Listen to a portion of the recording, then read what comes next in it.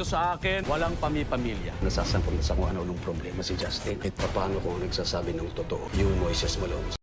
Dahil sa nangyaring hamunan nila Moises at Justine sa coffee shop, ay nag-isip si Justin ng paraan kung papaano nila tutuluyang maipapakulong si Moises na humingi siya ng pabor kay Leon dahil sila ang may kontrol sa mga pulis na hawak ng papa niya, na kahit sinita sila ni Steven dahil takot sila na hindi sila titigilan ng binata.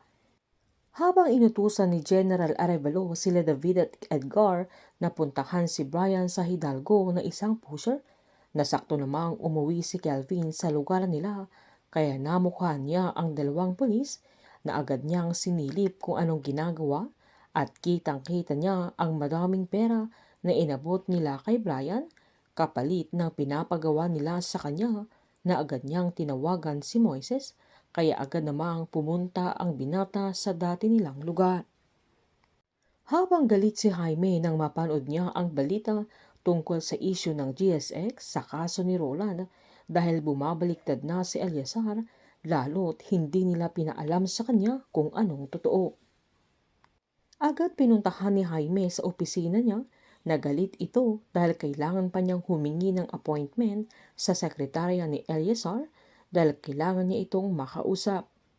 Patawa pang sinaad ni Eleazar na siya na ang presidente at ginagawa ng sekretarya niya ang trabaho niya na dahilan na tinaasan niya ang sahod niya.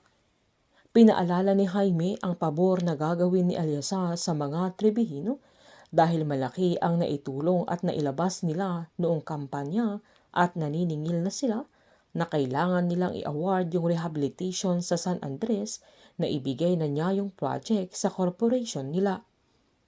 Matapang ni sinaad ni Eleazar na nangyayari lang yun kung sila ang may pinakamababa ang bid, pero pinaalala ni Jaime na hindi na nila kailangang dumaan sa mga ganung bagay dahil iba magpasalamat ang mga sagrado, na sinumbat naman ni Eleazar na iba ang pamamaraan niya.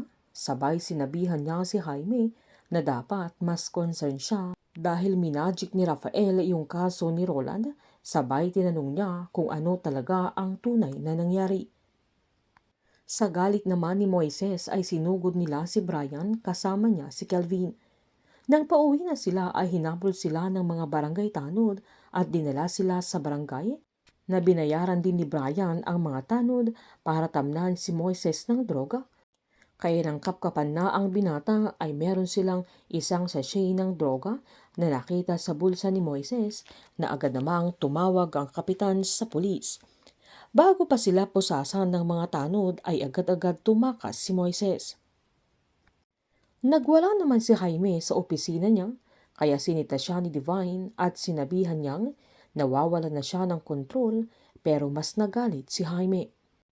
Kinagagalit nito dahil naaamoy na niya ang pagbabaliktad ni Eleazar sa pamilya nila na isang bastardo at walang utang na loob. Giniit naman ni Divine na hindi makakayanan ni Eleazar kung wala sila. Galit na sinumbat ni Jaime na nangako si Divine na hindi na makakalabas ng kulungan si Moises, pero nakalaya ito na sinisisi niya si Divine dahil siya na nga ang abogado ng pamilya nila pero hindi niya na ipanalo. Sabay minaliit pa niya ito kaya tinanong niya kung nagkamali ba sila sa kanya, na napahiya naman si Divine dahil sa mga binitawang salita ni Jaime kaya iniwan na niya ito. Habang kinausap ni Jaime si Rafael tungkol sa mga bagong kumakalaban sa kanila dahil dinidiin nila si Moises pero sila na ang dinidiin ng mga kalaban nila, na naghihintay lang sila ng pagkakataon para masira ang mga sagrado. Giniit naman ni Rafael na sanay na silang tinitira ng mga kalaban nila, na ngayon pa't siya na ang vice president at si Eleazar na ang presidente. Pinaalalahanan naman ni Jaime si Rafael na huwag silang papasiguro kay Eleazar dahil isa siya sa mga kumakalaban na sa kanila, na kinagulat ni Rafael. Sa pangdidiin nila Jaime at Rafael kay Moises ay tutulungan siya ni Eleazar at papatunayan niyang walang kasalanan si Moises para lamang mas sumikat siya at para siya ang mamayagpag sa lahat ng mga sagrado. Painit ng painit ang mga tagpo, sabay-sabay po nating subaybayan ang advance episode ng Pamilya Sagrado dito lamang po sa aking channel. Patuloy lamang pong manood at mag-subscribe para ma-update po kayo sa mga susunod na episode. Marami pong salamat.